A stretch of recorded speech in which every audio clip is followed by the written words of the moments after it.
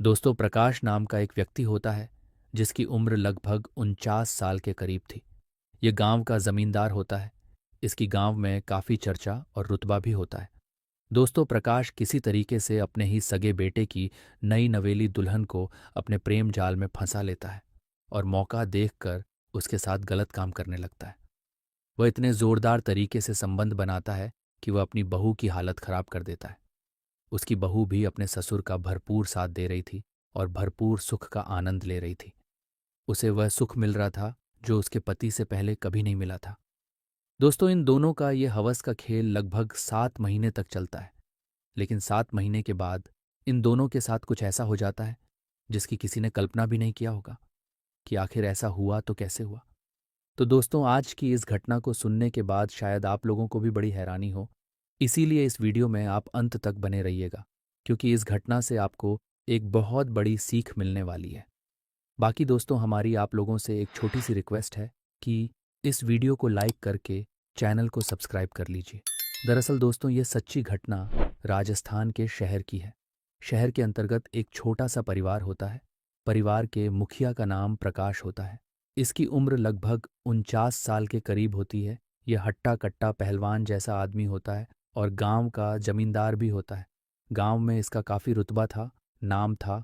इसीलिए गांव के लोग इसको काफ़ी मानते थे और अपनी समस्याओं को लेकर इसके पास भी आया करते थे। इसके पास काफ़ी प्रॉपर्टी होती है, काफ़ी ज़मीन जायदा होती है। काफ़ी सारे नौकर चाकर इसके घर पर काम किया करते थे। इसकी पत्नी का 3 साल पहले ही एक बीमारी के चलते देहांत हो जाता है। हालांकि प्रकाश का इकलौता बेटा विनोद, जिसकी उम्र 27 साल के करीब होती है, विनोद ने अपनी पढ़ाई लिखाई खत्म कर ली थी और एक कंपनी में वह इंजीनियर का काम किया करता था। विनोद 27 साल का जवान हो चुका था। इसीलिए उसके पिता को उसकी शादी की चिंता सता रही थी। वह सोच रहे थे कि जितना जल्दी हो सके अपने बेटे की शादी कर दे। इसीलिए उन्होंने अपने कई दोस्तों से, रिश्तेदारों से कहा था कि वह अपने बेटे विनोद की शादी करना चाहते हैं। कोई अच्छी लड़की हो तो बताओ। दोस्तों, इस तरीके से 1 महीने का समय गुजर जाता है। अब 1 महीने के बाद एक रिश्ता आता है। उस लड़की का नाम नीलम होता है। उसकी उम्र लगभग 20 साल के करीब थी। नीलम देखने में बहुत ही ज्यादा खूबसूरत थी। उसकी खूबसूरती पर हर कोई फिदा था, लेकिन नीलम किसी को भी भाव नहीं दिया करती थी। अब प्रकाश अपने बेटे को लेकर नीलम को देखने के लिए उसके घर पर पहुंच जाते हैं। अब थोड़ी देर के बाद जब नीलम प्रकाश के सामने आती है, प्रकाश जब नीलम को देखता है तो एक ही नज़र में उसे पसंद कर लेता है और नीलम के माता पिता से कहता है कि तुम्हारी बेटी हमें पसंद है। अब प्रकाश अपनी जेब से 2,000 रुपये निकालता है और नीलम के हाथ में रख देता है और उससे कहता है कि आज से तुम हमारी बहू हो। अब इन दोनों का रिश्ता पक्का हो जाता है और लगभग इस तरीके से 3 महीने का समय गुजर जाता है। 3 महीने के बाद वह दिन आ जाता है जब विनोद दूल्हा बनता है और बारात लेकर नीलम के घर पर पहुंच जाता है। फिर विनोद और नीलम की शादी होती है और विनोद नीलम को अपनी दुल्हन बनाकर अपने घर पर लेकर आ जाता है।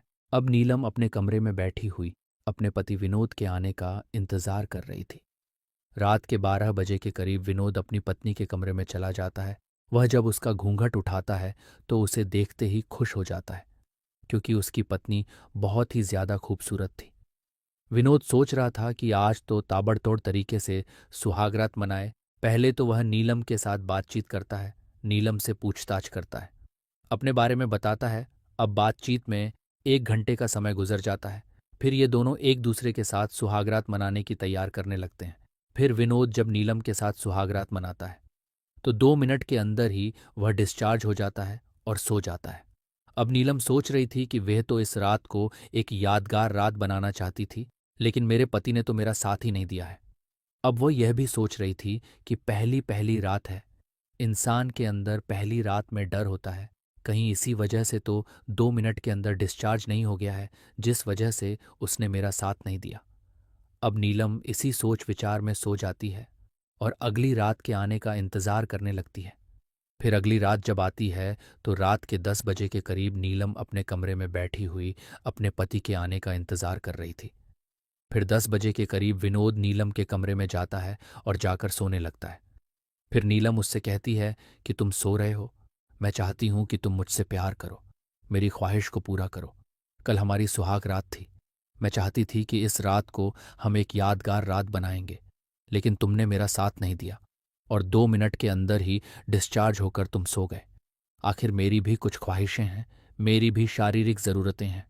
अगर तुम यह सब पूरी नहीं करोगे तो फिर कौन करेगा? फिर विनोद उससे कहता है कि मुझे नींद आ रही है, मैं थका हुआ हूं, तुम भी सो जाओ, मैं भी सो रहा हूं। अब नीलम उसकी बात मान जाती है और वह भी सोने लगती है। दोस्त, विनोद रोज कोई ना कोई बहाना बनाया करता था। वह नीलम से कहता था कि कभी मुझे नींद आ रही है, कभी मैं थका हुआ हूं, कभी मेरी तबीयत खराब है।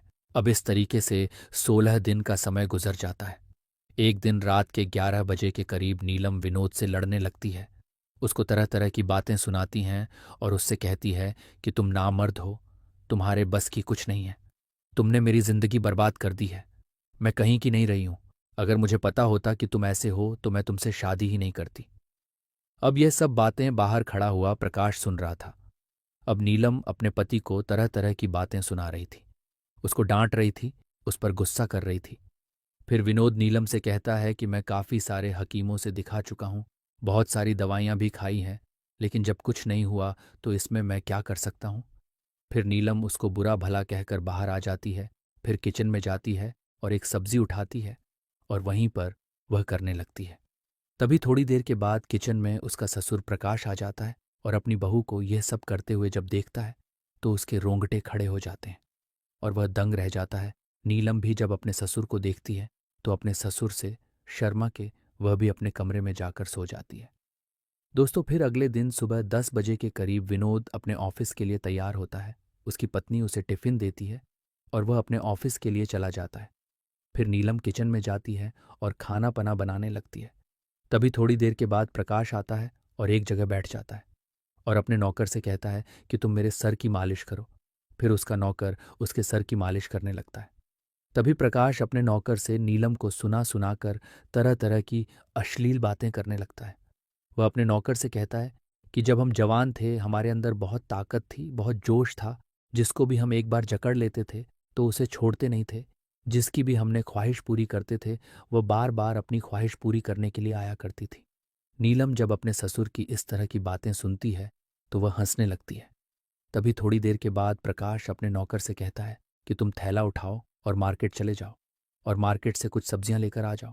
फिर उसका नौकर मार्केट चला जाता है। तभी थोड़ी देर के बाद प्रकाश अपनी बहू नीलम से कहता है कि बहू, मेरे सर में थोड़ा दर्द हो रहा है, तुम मेरे सर की मालिश कर दो। फिर नीलम अपने ससुर के पास आती है और तेल से अपने ससुर के सर की मालिश करने लगती है। प्रकाश को काफी आनंद आ रहा था, उसे काफी हो रही थी।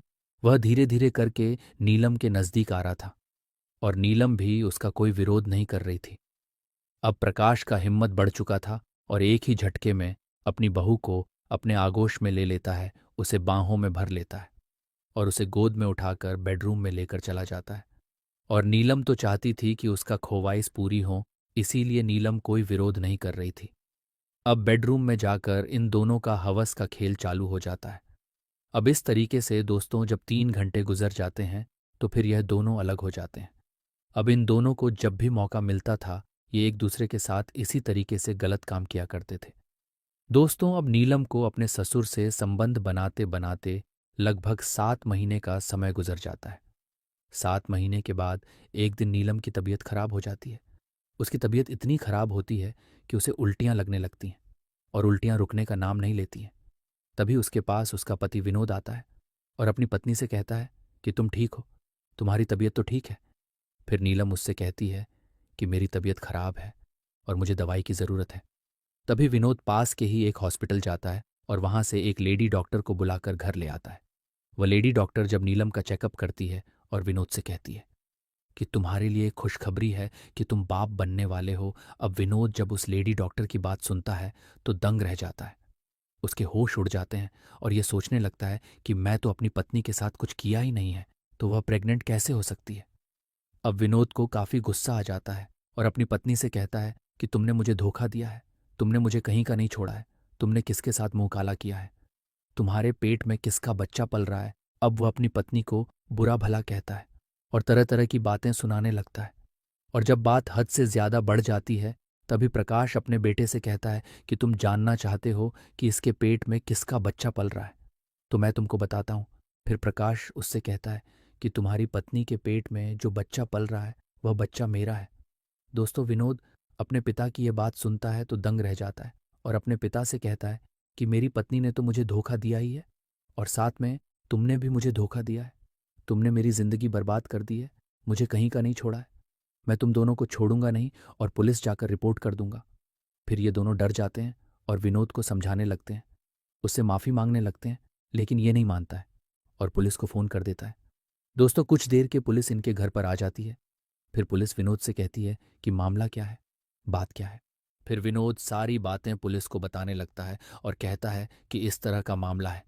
मेरे पीठ पीछे इन दोनों ने हवस का गंदा खेल खेला है, मुझे धोखा दिया है, जिसका नतीजा मेरी पत्नी के पेट से हो गई है। फिर पुलिस इन दोनों को वो थाने लेकर पहुंच जाती है। अब पुलिस नीलम से पूछताछ करती है और कहती है कि क्या तुमने अपनी मर्जी से यह सब किया है या तुम्हारे साथ जबरदस्ती हुआ है। फिर नीलम पुलिस से कहती है कि यह सब मेरी मर्जी से हुआ है। अब पुलिस कर भी क्या सकती है।